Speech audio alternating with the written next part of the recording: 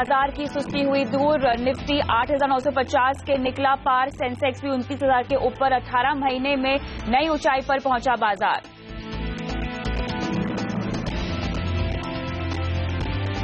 केजरीवाल सोचते हैं इस दुनिया को भी मानना है, बोलते कि उन्होंने कॉपीराइट और तो दुनिया के ईमानदार है ही कोई। नई पार्टी का ऐलान करते हुए नवजोत सिंह सिद्धू ने साधा केजरीवाल पर निशाना, कहा आम आदमी पार्टी ने चुनाव लड़ने से मना किया, इसीलिए नहीं गया। हाई कोर्ट ने आम आदमी पार्टी के 21 विधायकों की संसदीय सचिव पद पर नियुक्ति की खारिज, पंजाब में अरविंद केजरीवाल का हुआ विरोध। राजधानी शताब्दी में सर्ज प्राइसिंग पर विपक्ष ने सरकार को घेरा, राहुल गांधी का आरोप, आम आदमी की जेब पर डाल रही है डाका सरकार। 2 सितंबर को पीएम इंटरव्यू के दौरान आवाज ने तोड़े सारे रिकॉर्ड, 96% से ज्यादा दर्शकों ने देखा इंटरव्यू।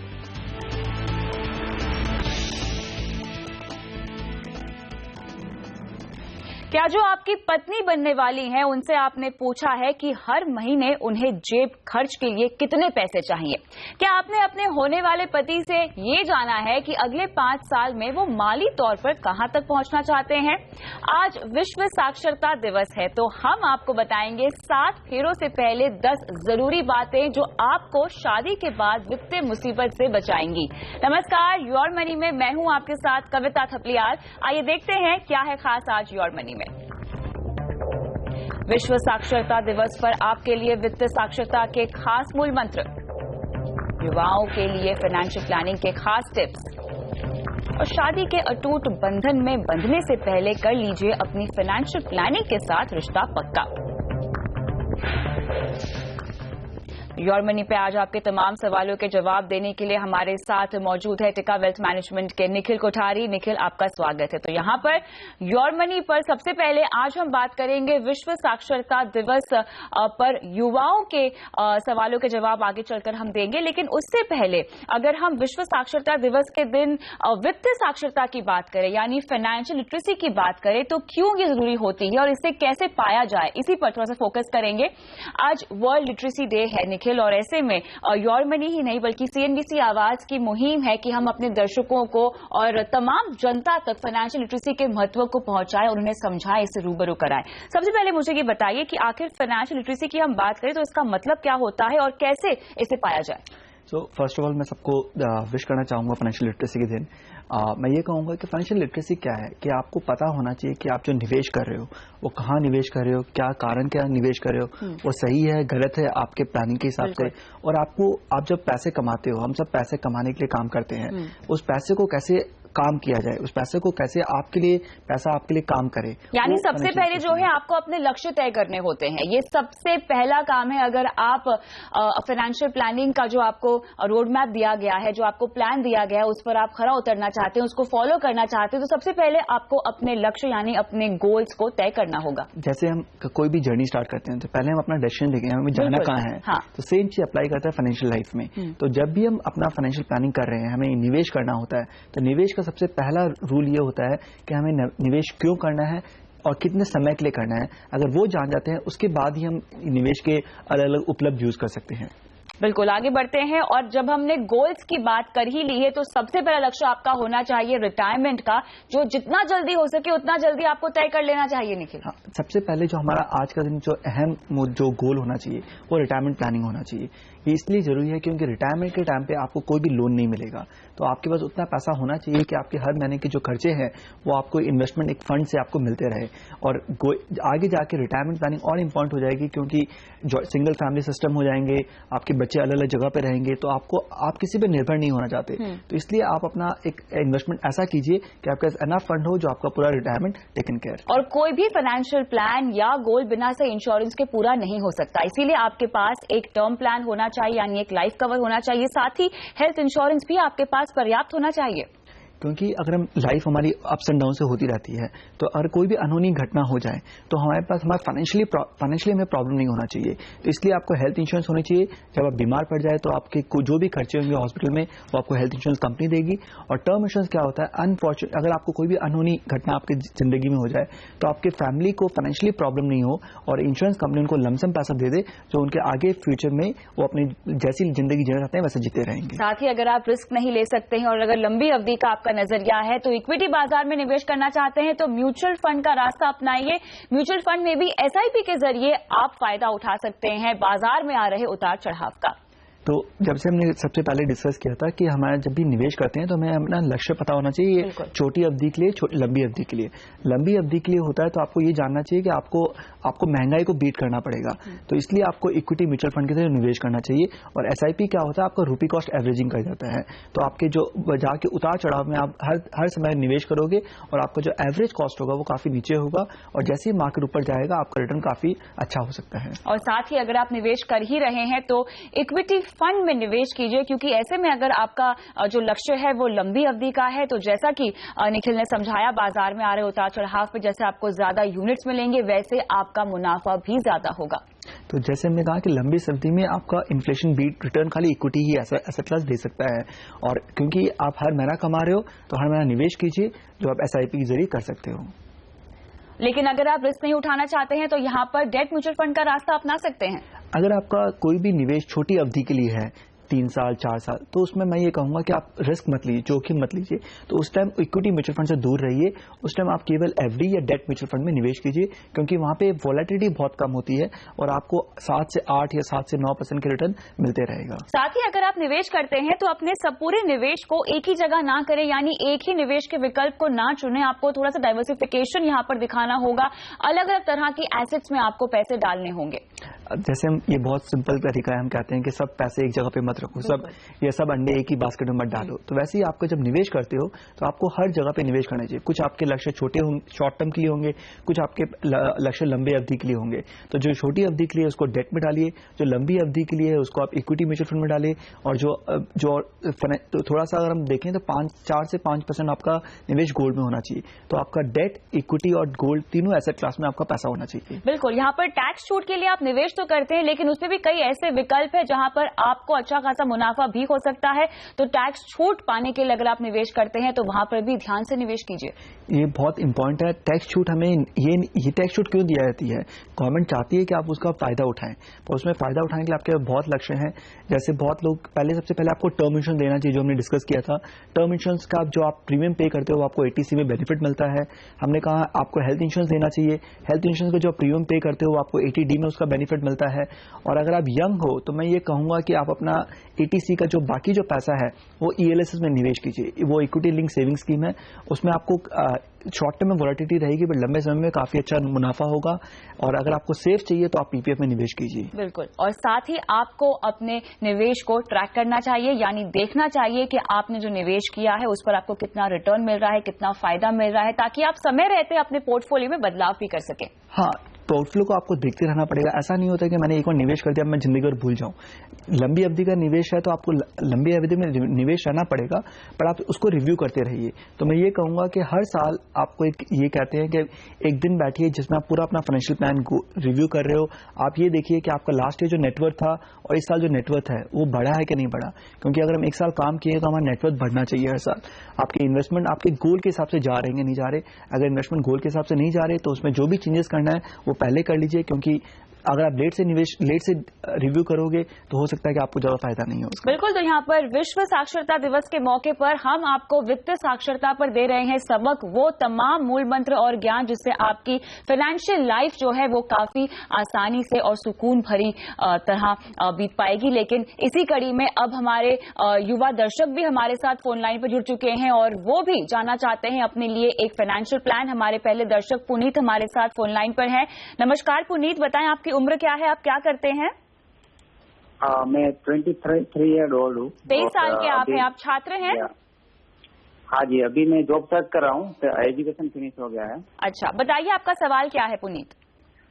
एक्चुअली मैंने अभी स्टाइपेंड मिला था मुझे 1.5 लाख का, और वो सारे पैसे मैं अभी इन्वेस्ट करना चाहता हूँ म्यूचुअल फंड में या इक्विटी या एफडी में। ठीक है, तो कौन 3 से 5 साल तक मेरा लाइफ और टेंशन है उसका इन्वेस्टमेंट का। 3 से 5 साल के लिए आप निवेश करना चाहते हैं। मुझे बताइए आप रिस्क कितना उठा सकते हैं? 3 से 5 साल के बाद कोई एक खास रकम जो आप इकट्ठा करना चाहते हैं किसी खास मकसद के लिए?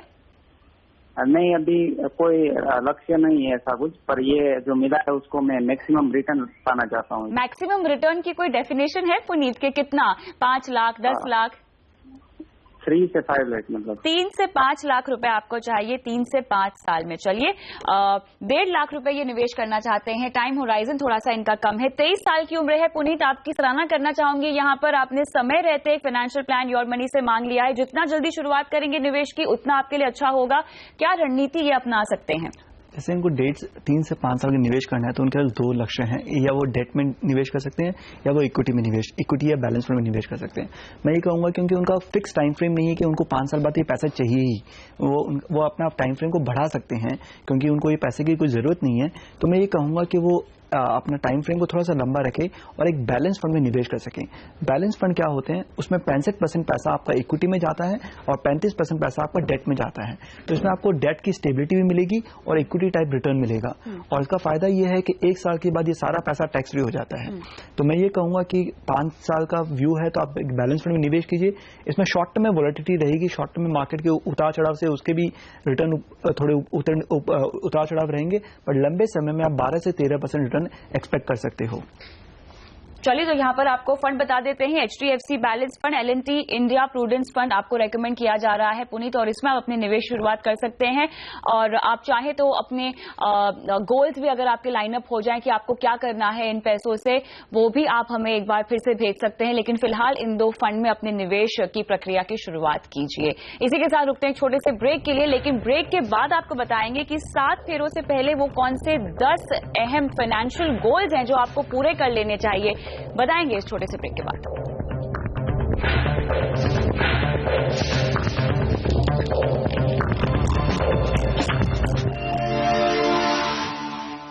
जिंदगी में लाइफ पार्टनर आपको कैसा चाहिए, इस पर हम जितना सोच विचार करते हैं उतना ही जरूरी है कि शादी के बाद आपकी लाइफ कैसी होनी चाहिए, इसके लिए आप शादी से पहले ही प्लानिंग कर लीजिए। यानी 7 फेरों से पहले वो कौन से 10 फाइनेंशियल मूल मंत्र हैं जो आपको अपना लेने चाहिए ताकि शादी के बाद की आपकी जिंदगी आपके जीवन साथी के साथ सुकून भरी हो। इसी पर हम करेंगे चर्चा। हमारे साथ बने हुए हैं निखिल कोठारी। निखिल, यहाँ पर शादी की प्लानिंग तो हम कर लेते हैं कि हमें शादी पे इतना खर्च करना है, इतने लोगों को बुलाना है, लेकिन उससे पहले वो कौन सी 10 जरूरी बातें जो आपको ध्यान में रखनी चाहिए ताकि शादी के बाद आपकी जिंदगी जैसा आपने सपनों में देखा है वैसे ही बीते।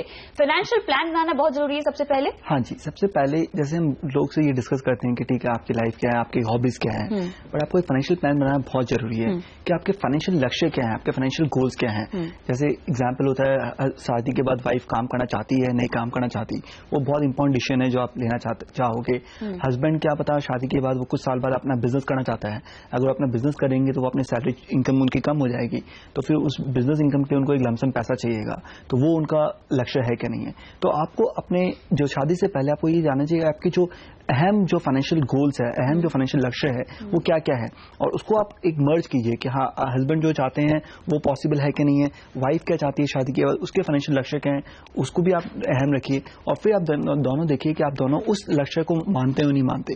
अगर वाइफ चाहती है कि मैं अपना बुटीक फर्म खोलूं पर आप उससे एग्री हो रहे हो नहीं हो रहे हो, तो वो सब आपको जानना बहुत जरूरी है। तो सबसे पहले मैं कहूंगा कि एक फाइनेंशियल प्लान बनाइए, उसमें जानिए कि आपके लक्ष्य क्या क्या है और लक्ष्य दोनों उस विचार पे सही उनको लगता है कि नहीं है। तो अब तक की फाइनेंशियल प्लानिंग आपने कैसे की है उसके बारे में जानिए अपने पार्टनर से। उसी के साथ साथ उनके आर्थिक लक्ष्य क्या है जिंदगी में, इसके बारे में भी जानना बहुत ही ज्यादा जरूरी है। आगे बढ़ते हैं, देनदारी की बात कीजिए। यहाँ पर आपके ऊपर लोन पोर्टफोलियो या कर्ज का पोर्टफोलियो कितना बड़ा है ये भी जानना बहुत जरूरी है। हाँ, ये बहुत जरूरी है क्योंकि आपका अगर कोई लाइबिलिटीज है तो शादी के बाद वो लाइबिलिटीज एक जन की नहीं है, दोनों की हो जाती है। तो आपको ये देखना है कि आपकी जो पार्टनर है उस पर कितनी लेनदारी है, कितनी लाइबिलिटीज है। तो अगर लाइबिलिटीज बहुत ज्यादा है तो आपको ये देखना पड़ेगा उससे आपकी फ्यूचर लाइफ में फाइनेंशियल कितना इंप्लीकेशन आ सकता है। तो और बहुत लोग होते हैं कि लाइबिलिटी शेयर नहीं करते, पर शादी के बाद ये आपके लिए एक शॉक सा हो जाएगा कि इतनी उनकी देनदारी है।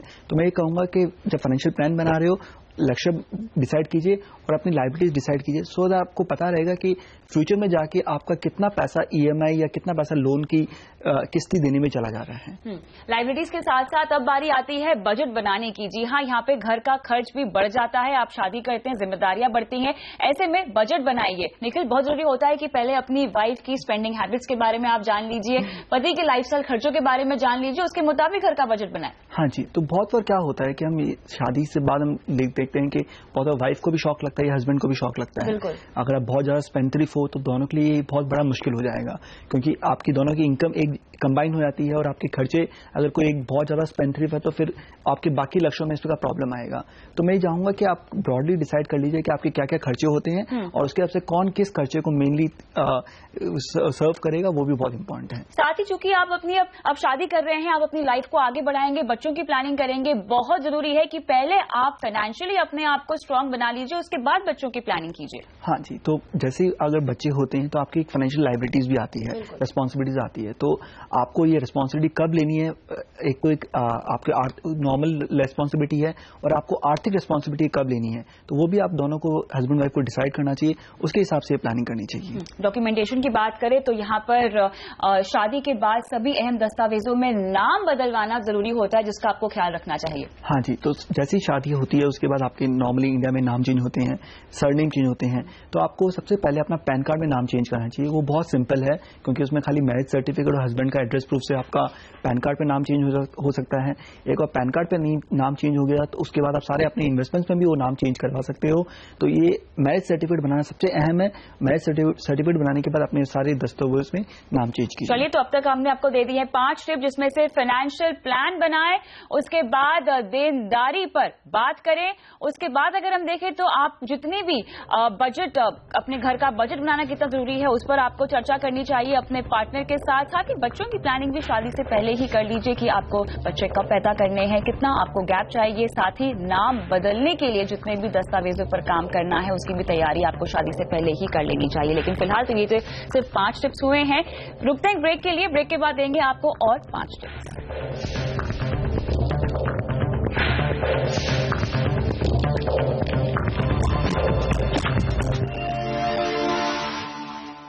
शादी के बाद की जिंदगी कैसे हो, इसके लिए जरूरी है कि आप शादी से पहले ही अपने लिए एक फाइनेंशियल प्लान बना लीजिए। और हम इस कड़ी में आगे बढ़ते हैं, बात करते हैं होम लोन की। अगर आप आगे चलकर अपने पति या पत्नी के साथ होम लोन लेना चाहते हैं तो उस पर शादी से पहले ही आपको चर्चा कर लेनी चाहिए। तो आपको ये डिसाइड कर लेना चाहिए, अगर आपको होम लोन लेना है तो मैं ये कहूंगा होम लोन जॉइंट नेम पे लीजिएगा, क्योंकि दोनों को इसका टैक्स बेनिफिट का फायदा हो सकता है। तो ये बहुत इंपॉर्टेंट है कि आप अगर होम लोन लेना चाहते हो तो उस तरह से जॉइंट अकाउंट में लीजिए। साथ ही आपकी जिम्मेदारियां बढ़ेंगी, हो सकता है आर्थिक तौर पर आपके परिवार पर लोग आपके ऊपर निर्भर हो, ऐसे में इंश्योरेंस होना बहुत ही ज्यादा जरूरी है। हाँ, तो ये सबसे अहम है क्योंकि शादी के बाद आप दोनों अर्न कर रहे हो तो दोनों के इनकम से आपका घर चल रहा है, बट आज किसी को एक को भी कुछ हो जाता है तो फाइनेंशियली बहुत प्रॉब्लम आएगी। तो मैं ये कहूंगा कि हस्बैंड वाइफ दोनों को अपनी टर्म इंश्योरेंस निकाल लेना चाहिए, उसमें आप नॉमिनी एक दूसरे को रख सकते हैं और दोनों को हेल्थ इंश्योरेंस ले लेना चाहिए। अगर हस्बैंड की हेल्थ इंश्योरेंस है तो वाइफ को उसको आप ऐड कर सकते हो, तो उसमें भी कोई प्रॉब्लम नहीं है। अपने खर्चों का ट्रैक रखने के लिए आपको जॉइंट बैंक अकाउंट खोलने की भी सलाह हम देते हैं। हाँ, शादी के बाद मैं ये कहूंगा कि जो भी आपके अकाउंट्स है और जो भी आपके इन्वेस्टमेंट वो हमेशा जॉइंट नेम में रहना चाहिए। अगर हस्बैंड का इन्वेस्टमेंट है तो उसमें वाइफ सेकंड होल्डर होनी चाहिए, या वाइफ का इन्वेस्टमेंट तो उसमें हस्बैंड फर्स्ट होल्डर होना चाहिए, सेकंड होल्डर होना चाहिए। बिल्कुल, यहाँ पर आते हैं सेकंड लास्ट टिप की ओर, जो है इमरजेंसी फंड बनाना बहुत जरूरी है। हाँ, ये सबसे अहम है क्योंकि शादी के बाद हो सकता है कि आपको छोटे छोटे ब्रेक्स कभी हो सकता है कि आपको शादी का नॉर्मली होता है कि आप घूमने भी बहुत ऑफन जाते हो, तो आपको एक अच्छा एक कॉर्पस बना लेना चाहिए जो आपके हनीमून और एज वेल एज आपका जो कभी भी छोटे मोटे एक्सपेंसेस हो उसको ध्यान रख सके वो। और एंड में आपको एक फाइनेंशियल प्लानर की मदद लेनी चाहिए। हाँ, तो मैं ये कहूंगा कि जब आप पहला अपना पूरा फाइनेंशियल प्लान बना रहे हो, क्योंकि आपके अलग अलग गोल्स होंगे, आपके जो लक्ष्य होंगे वो अलग अलग लक्ष्य होंगे, और हो सकता है आप एक पहली मीटिंग में आप दोनों एक दूसरे से सहमत नहीं हो, तो मैं ये कहूंगा कि एक फाइनेंशियल प्लानर की हेल्प लीजिए, जहां पे आप खुल के दोनों दिन बात कर सकते हो, और फाइनेंशियल प्लानर आपको पूरा हेल्प कर सकता है कि कैसे आप अपना एक स्ट्रक्चर वे से पूरा एक प्लान बना सकते हैं। चलिए, तो यहाँ पर शादी के लिए जैसे कि प्यार होना बहुत जरूरी है, उसी तरह पैसे भी जरूरी है, जिसके लिए आपको अभी से ही फाइनेंशियल प्लानिंग कर लेनी चाहिए। यानी शादी से पहले हमने आपको बताए हैं वो 10 जरूरी फाइनेंशियल टिप्स, जिसके जरिए आप शादी के बाद सुकून की जिंदगी बिता सकते हैं। बहुत बहुत शुक्रिया शो पे आने के लिए। इसी के साथ योर मनी में इतना ही, लेकिन आप भी अपना सवाल पूछना चाहते हैं @kavita@th पर पूछ सकते हैं। mf@moneycontrol.com हमारा ईमेल आईडी है, जहां पे कॉन्टैक्ट नंबर के साथ अपने सवाल आप हमें भेज सकते हैं। फिलहाल इजाजत दीजिए, नमस्कार।